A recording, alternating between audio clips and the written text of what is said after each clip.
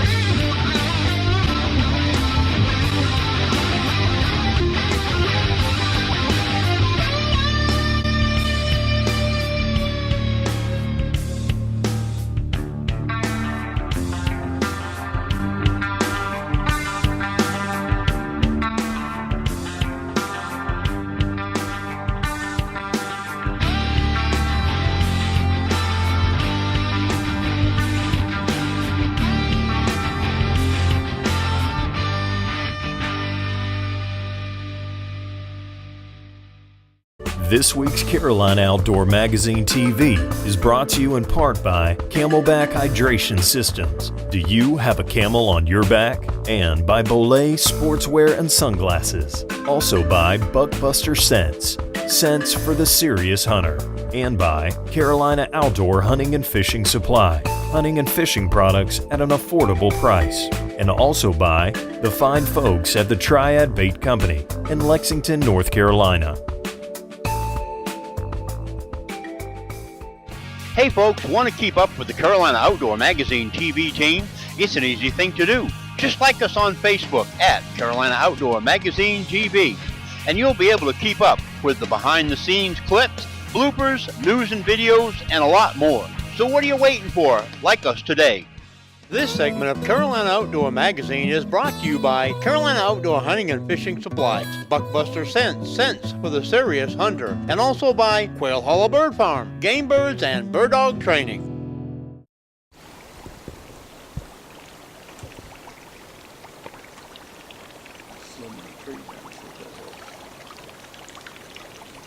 You got the right bush on this, white. One problem is there's so much bait fish out here. Nothing's really busting on, but you don't know what might be below them yet. We came upriver a little bit today, and this morning to begin with. It's a place I've caught a few tournament fish on, and come upriver. We came back in this cove, and it actually opens up a little bit back here, and you've got deep water right in the middle and a lot of little flats. You see the rocks here. Unfortunately, the lake is down a little bit. Otherwise the rocks would come into more play, but this is just an excellent area out here. Right now we're sitting a little bit shallower here, 6.5 foot of water, but as we cut across right here, you'll see it'll drop down to about 15 or 20 feet. And so, like I said, deep water, big fish. They'll come up in the shallows. And so far we've had one that did. Yeah, at least one. In the boat. Fish. That's. But I'm originally from South Georgia, and you see this? That's what you're used to. This is what I learned to fish on. So naturally, I'm drawn to it a little bit. Right. And naturally, not as many people. They will. I see a lot of boats come back here, but They'll it stay doesn't on get this side. it doesn't get the pressure that some of those other areas on Norman does. So Right. I like it a lot better here. Plus it's quiet. That would have been the biggest fish of the day. That's right. Probably. Probably. Dang, Go him. Go him. Good one, mate.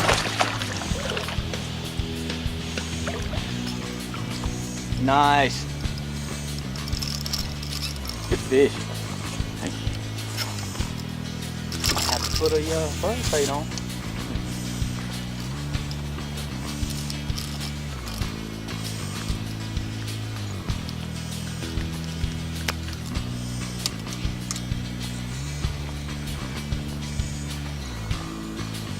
Good bass, big spot.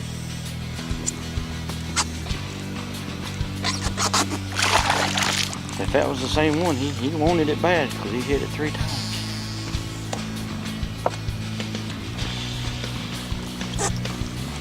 Three-bladed buzzbait. Where you going here? You want to the right of the rock? You're going to the center of it. Center of it. You're going to try to get that rock off. It's boiling on the other side of it.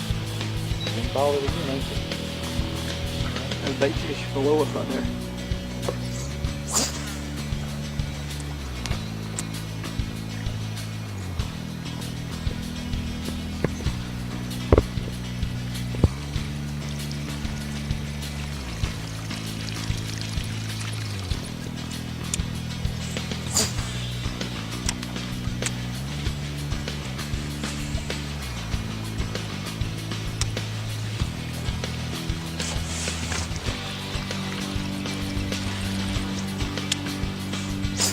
Well, we went upriver and tried to see if we could do any good. And like I said, that's the first time I fished that in the morning time. And I mean, Eric, you did a good job, caught 2 there, but it's always been productive in the afternoon. But I thought we'd try it. But we're coming back to the home territory now. Oh. Like we were talking about as we came in, the river channel actually runs back with the wakeboard, not wakeboard, but the paddleboard folks are right back there. 74 foot of water, just 200 yards behind us. And it comes up to, we're in 9 foot of water right here. So you got all kind of ledges, rocks, you see all the laydowns, a little bit of everything. And when you get up here in the corner, it flattens out. So you can see the beach area up here. It goes from about, there's a hole over there about 30 foot deep. And it goes up to, to nothing. So there's a lot of fish in here. It's just a matter of us getting them to offer at our baits. Fish on. Fish on. Bait right there in front of you. Yep. That's a good one too. Not quite as good as the other one.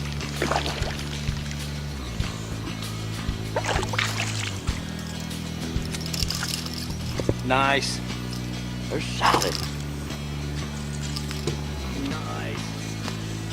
Eric's cooking today. Mm-hmm.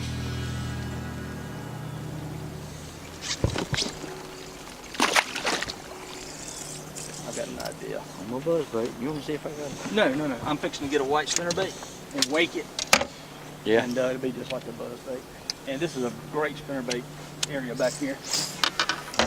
So, you think you have what it takes to be an outdoor producer? Well then, Outdoor Adventure Productions has teamed up with the Outdoor Sportsmen's channel, and you could be just what we're looking for.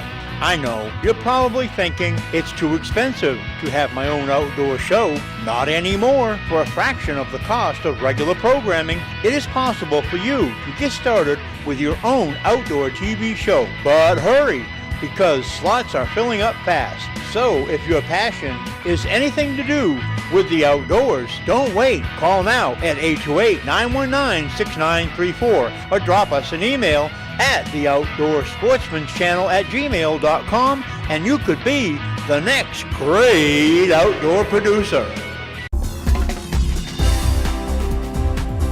This portion of Carolina Outdoor Magazine TV is brought to you by Table Rock Outdoors, and also by Jason Bennett Guide Service, and by Buckbuster Scents. Actually, it's just like the one I've got. It's the wrong color. Mine is. So, and it used to have a solid white skirt on it. And I went and bought these shad color. It's got a little little bit of blue on it. And but I love a 3-blade. It's a big difference between the 3-blade and the 2-blade. Mm-hmm. Big You don't difference. have to have as big a big a set of blades, you know. What's that? You see how big the blades have to be to slow it down? It's like a, I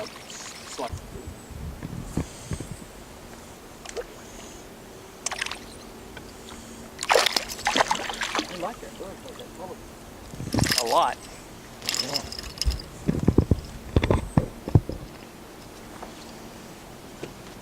That was right there at the boat again.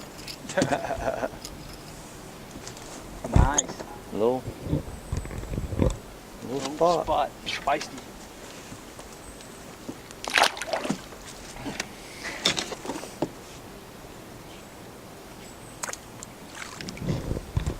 Right there at the boat again. There.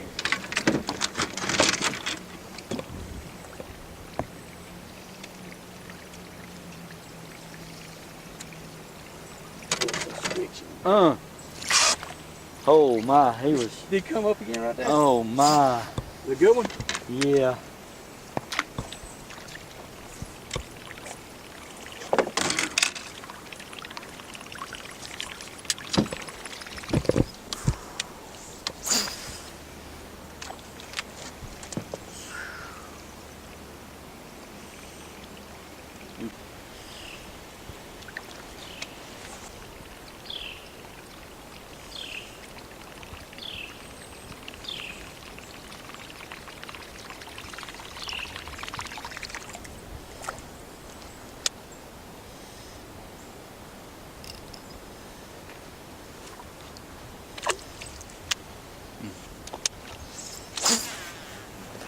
So, you know, this year I've learned to kind of slow my retrieve down instead of, you know, always just throwing spinnerbait, flukes, that sort of thing. So I've fished a lot of jigs and a lot of creature type baits this year. Whatever it is, I don't know whatever it is, you caught it. Here we go. Here we go. Here we go. Everything that's throwing out there. That's right. Piece of driftwood. There. Even the That's a hog. driftwood's biting today. That's right. What a hog. And how you come on, you should have put him up there and be proud tried. of it. Held him up I waiting. tried. Hey, when I go fishing, I catch everything.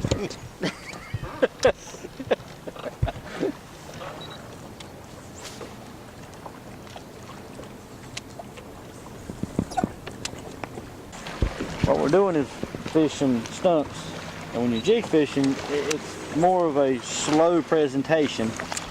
You want to fish everything around what you're pitching at, and you know, present it slow.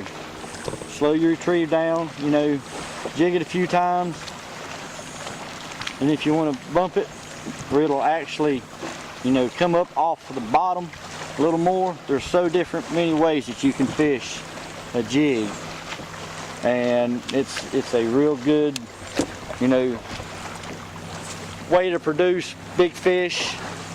So that's what we're doing now, is we're targeting rocks, you know, starting on from the left side of the rock. You know, hit every little crease and crevice, whether it be a rock, a stump, or anything like that. You just want to work as much of that as you can. I'm going to shoot for that brush right there. Oh, see him out there? You see that right out there? That's what I was. Or is that a rock? It was a rock. Yeah, it sure looked like It a did. fish going across it. It did. Both of us saw it. Yep. Which side is that? Did you I'm on the throw right-hand side. All right. And I got one.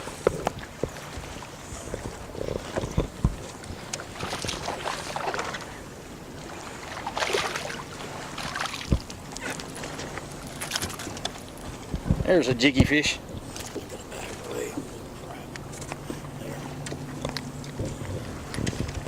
My bad. No, you're fine. Well, at least I broke the ice. Thick little spot. He's empty though. Look at there. Doesn't have any shad in him. Now, I've been jig fishing. Actually, I changed jigs and went from a curly tail on the back to basically not as much movement. Changed the profile a little bit. And I do have a rattle on this one too, so that helped create a little bit of noise and You know, a lot of times jig fishing is a reaction bite, and so sometimes you throw it. That one I threw it by the stump right there, you see, and he hit it almost immediately when it touched the water. And so once again, you just got to put it in the right spot. It might be a rock, it might be a shady side of the rock, it might be the sunny side of the rock, stump, whatever it may be. You're just trying to get it to where the fish are and catch them. Well, guys, it's another day. We've had a pretty good day out here. Want to thank Jim Webb again for being on the show, being our guide today. We boated a few. It got kind of tough after the morning bite, and so it's getting kind of late. We're gonna call it an evening. We appreciate y'all hanging out with us today, and see you again next time.